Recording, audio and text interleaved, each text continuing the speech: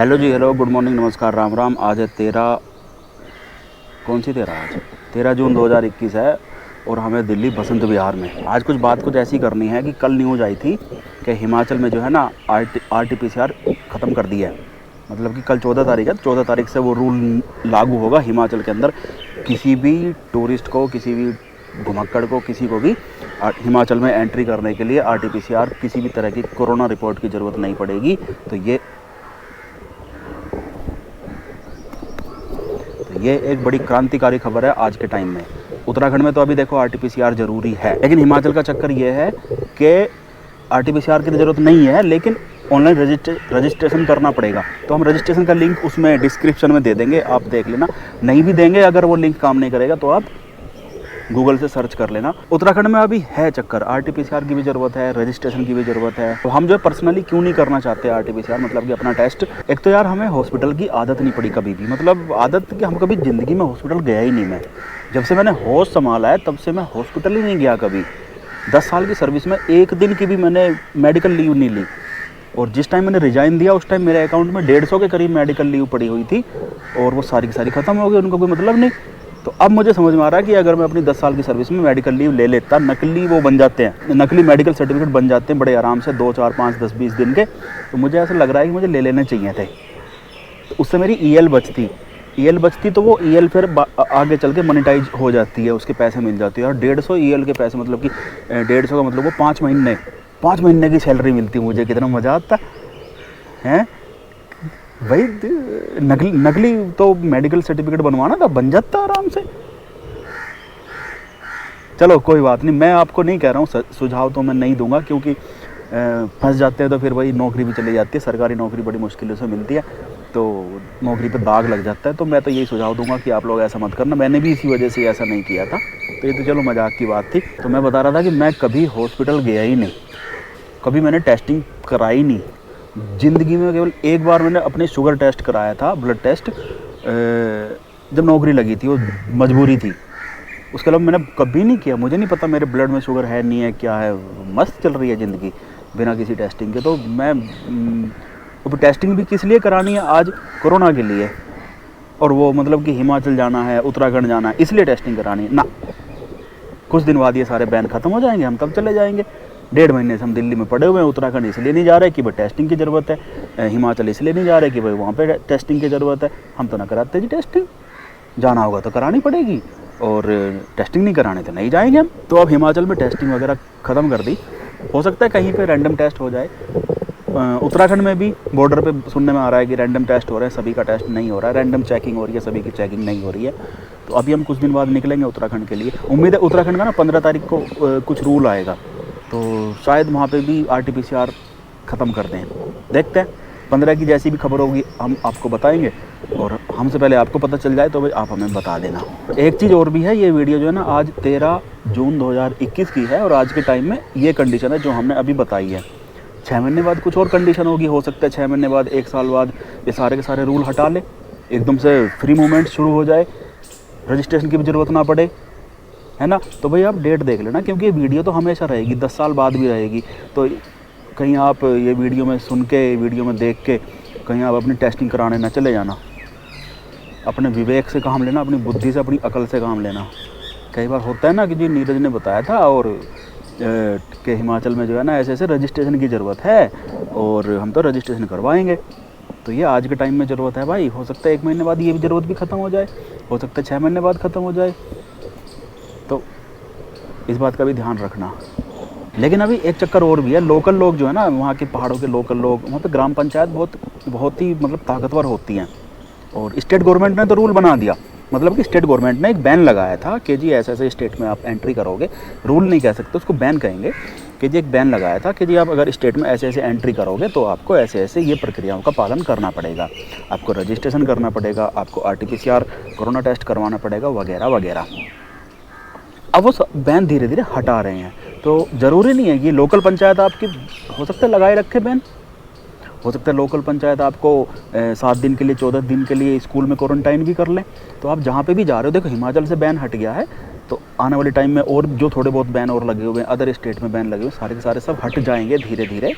लेकिन फिर भी जहाँ पे भी आप जाओगे वहाँ पे ना लोकल लोग से कोई आपका होटल वाला होगा जिसके यहाँ पे जाओगे, उससे कंफर्म कर लेना कि भाई लोकल लोग परेशानी तो पैदा नहीं कर रहे। पिछले साल जो मार्च 2020 में जो लॉकडाउन लगा था उसमें पूरा हिमाचल एक बार बंद हो गया, हर जगह बंद हो गया। फिर धीरे धीरे हिमाचल खुल गया, लेकिन किन्नौर ने और स्पीति वैली वालों ने बैन लगाए रखा, वहाँ पे जी कोई भी नहीं जाएगा। फिर उन्होंने वो जाने का बैन हटा दिया, लेकिन वहाँ पे कोई रुकेगा नहीं कि आप जो है ना स्पीति से होके आ जाओ, सड़क से रुकोगे नहीं, कहीं भी नाइट स्टे नहीं करोगे।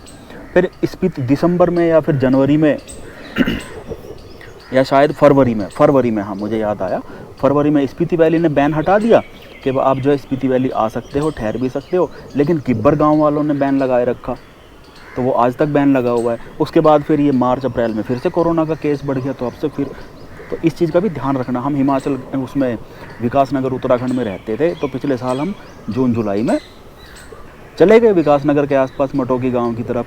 वहाँ जाके भाई गांव वालों ने हमें घेर लिया कि जी तुम कौन हो, भागो यहाँ से। गांव वाले आ गए लाठी डंडे लेके।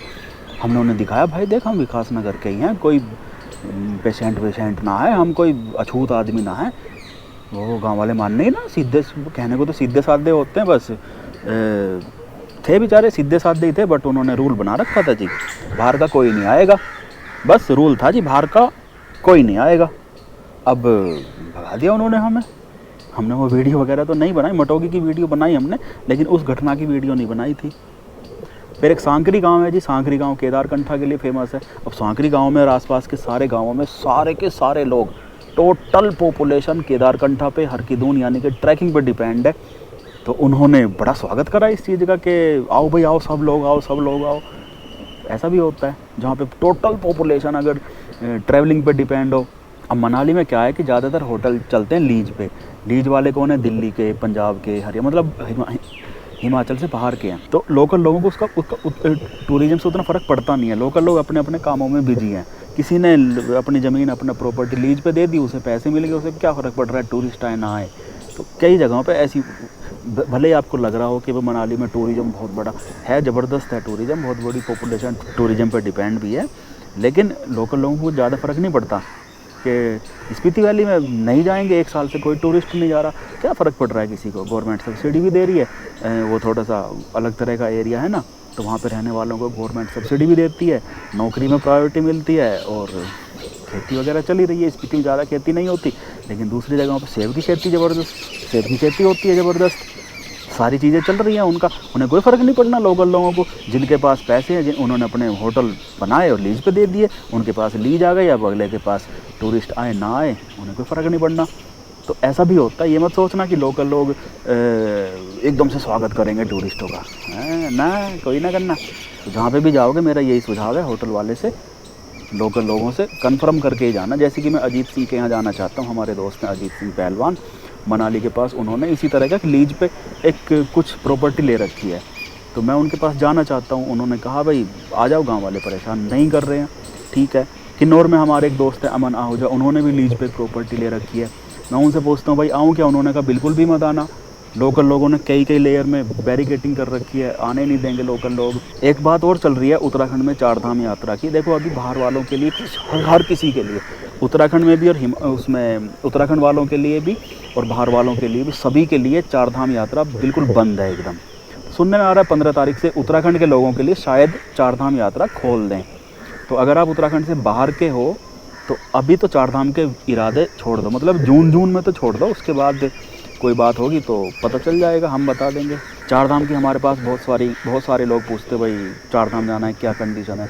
मगर भाई बिल्कुल मत जाओ, कोई कंडीशन नहीं है, कहीं चले जाओ। चार धाम की अभी कोई परमिशन कुछ नहीं है, अलाउ भी नहीं है, बिल्कुल भी। अलाउ होगा तो भाई आपको पता चल जाएगा, हमें पता चल जाएगा, तो आप भी जाना, हम भी जाएंगे। आज संडे था जी, और हमें करना था, अभी तक ना हमने टीका वैक्सीन नहीं लगवाई है। मेरी इच्छा कोवैक्सीन लग जाए। कोवैक्सीन लगने का क्या फ़ायदा है कि इसकी दूसरी डोज लगती है 28 दिन बाद, यानी कि 1 महीने के अंदर हमें वैक्सीनेशन का जो है सर्टिफिकेट मिल जाएगा पूरा। हो सकता है वो सर्टिफिकेट आगे फ्यूचर में काम आ जाए, क्योंकि जब हम हिमाचल की वेबसाइट पे वो करते हैं ना, लोग रजिस्ट्रेशन करते हैं, तो वहाँ पे पूछते हैं कि जी तुम्हारे पास वैक्सीनेशन की दोनों डोज का सर्टिफिकेट है या नहीं है। तो हो सकता है आने वाले टाइम में ये सर्टिफिकेट और ज़्यादा काम आ जाए। तो इसलिए हम चाहते हैं कि जल्दी से जल्दी सर्टिफिकेट मिल जाए। सर्टिफिकेट जल्दी से जल्दी कैसे मिलेगा? जब हम कोवैक्सीन का टीका लगवाएंगे, एक टीका, फिर 28 दिन बाद दूसरा टीका। अब कोवैक्सीन कहीं अवेलेबल है नहीं, कहीं थोड़ी बहुत अवेलेबल होती भी है तो एकदम से उसकी बुकिंग हो जाती है। ऐसा लग रहा है सारे के सारे लोग हमारी तरह ही सियाने हैं और हमसे फास्ट हमसे जल्दी जल्दी बुकिंग कर लेते हैं। कोविशील्ड अवेलेबल है, कोविशील्ड तो मैं आज अभी इसी टाइम चला जाऊँ तो वो उस पर टीका लग जाएगा, अवेलेबल है। लेकिन उसकी दूसरी डोज लगती है 3 महीने बाद, यानी कि सर्टिफिकेट हमें मिलेगा 3 महीने बाद। तो मैं कई दिन से कोशिश में लगा हुआ कि कोवैक्सीन ही मिल जाए, लेकिन कोवैक्सीन की कहीं पे भी स्लॉट बुकिंग नहीं हो पा रही है। तो अब हमें जाना पड़ेगा कोविशील्ड लगवाने। तो आज संडे था, मुझे लगा कि आज भीड़ भाड़ होगी तो इसलिए हम गए नहीं। कल जाएंगे, यहीं बसंत विहार, बसंत कुंज के आसपास कई जगहों पे कोविशील्ड लगी है। कोविशील्ड तो पूरे देश में ईजिली अवेलेबल है, कुछ ज़्यादा महंगी भी नहीं है, 700, 750, 800, 900 रुपये की है। एक और स्पुतनिक का आया था, उसके बारे में सुनने में आ रहा था कि उसका एक ही टीका लगता है, लेकिन स्पुतनिक कहीं अवेलेबल ही नहीं है, दिल्ली में और आसपास कहीं पे भी अवेलेबल नहीं हो रही है। हमें बस टीके से भी ज़्यादा ना सर्टिफिकेट की ज़रूरत है, तो सर्टिफिकेट पता नहीं कहाँ काम आ जाए। चलो ठीक है भाई, आज के इस वीडियो को करते हैं ख़त्म। आपने वीडियो पूरी गौर से पूरी देखी, उसके लिए बहुत बहुत धन्यवाद। चैनल को सब्सक्राइब करने की ज़रूरत नहीं है, वीडियो को लाइक करने की ज़रूरत नहीं है, कमेंट कर सकते हो जो भी कुछ आपके मन में आए। सब्सक्राइब करने की ज़रूरत इसलिए नहीं है कि उसका कोई फ़र्क पड़ता नहीं है, एक बस एक गिनती बढ़ती दिखती है कि जी इतने हज़ार हो गए, इतने हज़ार है। टेक्निकली मैं रियली सही बता रहा हूँ, सब्सक्राइब करने को फ़र्क नहीं पड़ता। आपने अगर सब्सक्राइब नहीं भी कर रखी है तब भी आपको हमारी अगली वीडियो मिल जाएगी, क्योंकि आपने ये वाली वीडियो पूरी देखी है। तो हमारी पिछली वीडियो के सजेशन यूट्यूब आपको अपने आप देगा, सब्सक्राइब भले ही ना कर रखा हो तो चिंता करने की बात नहीं है, हमें भी चिंता करने की बात नहीं। सब्सक्राइब नहीं कर रखा कोई बात नहीं, मत करना। तो अगली वीडियो में हम फिर से ऐसा कुछ दिखाएंगे। शायद अगली वीडियो में ना हम वो दिखाएंगे वैक्सीनेशन के लिए जाएंगे। मैं और दीप्ति को बेचारी को बहुत डर लगता है वैक्सीनेशन से। तो वैक्सीनेशन नाम सुनते ही ना मैंने अभी कहा उससे कि चलते हैं वहाँ पे, कल की बुकिंग कर रहा हूँ। कांप गई एकदम, ओह सुई से बहुत डर लगता है उसे, बट जाना तो पड़ेगा। तो दिखाएंगे अगली वीडियो में दिखाएंगे वैक्सीनेशन। चलो फिर ठीक है, राम राम।